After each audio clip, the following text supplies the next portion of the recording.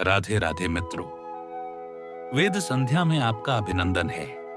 आज एक सच्ची कथा से आपको अवगत करने जा रहे हम आपको बताने जा रहे हैं एक ऐसी रहस्यमयी और भक्ति से भरी सच्ची कथा जो बरसाना की गलियों में आज भी जीवंत है। गुलाब सखी की कहानी।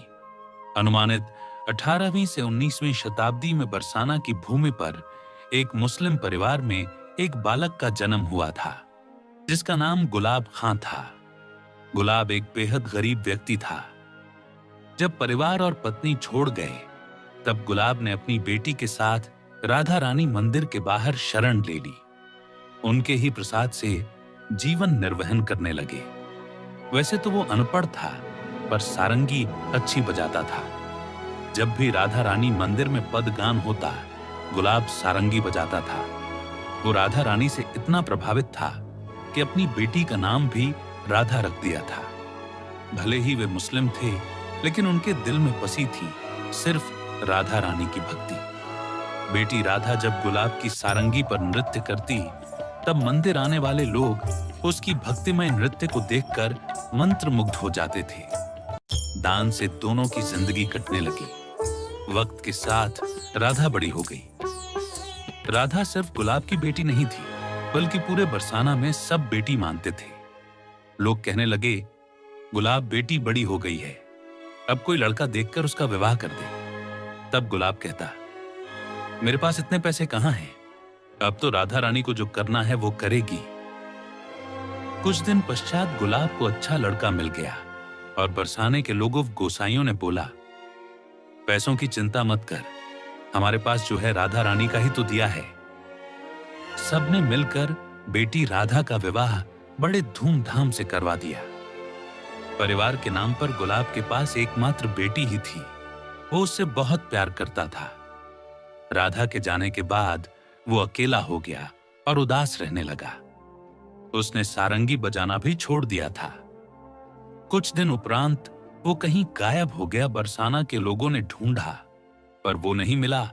तब उसकी याद में उन्होंने वहां उसके नाम से एक चबूतरा बनवा दिया। वक्त बीतता गया।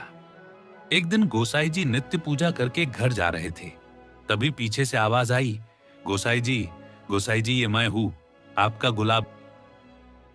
गोसाई जो विस्मय से देखते हुए बोले अरे गुलाब, तू तो मर गया था, वापस कैसे आया? तू कहां रह रहा है अब? गुलाब बोला गोसाई जी मैं मर नहीं हूं, अभी अभी तो राधा रानी को सारंगी सुनाकर आ रहा हूं। ये देखिए उन्होंने पान का बीड़ा भी दिया है। गोसाई जी पान का बीड़ा देखकर आश्चर्यचकित हो गए।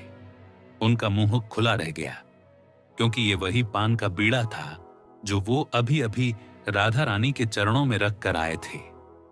गुलाब आगे बोला एक रात जब मैं सो रहा था मेरी बेटी राधा जैसी एक छोटी बच्ची आई और बोली मैं आ गई बाबा, सारंगी नहीं बजाओगे तो मैं नाचूंगी कैसे? तब मैंने सारंगी बजाया और वो नाचने लगी। उसके नृत्य में आज दिव्यता थी। उसकी पायलों में मन और प्राणों को हर लेने वाला आकर्षण था। इस झंकार ने मेरी अंतरात्मा तक को झकझोर दिया था।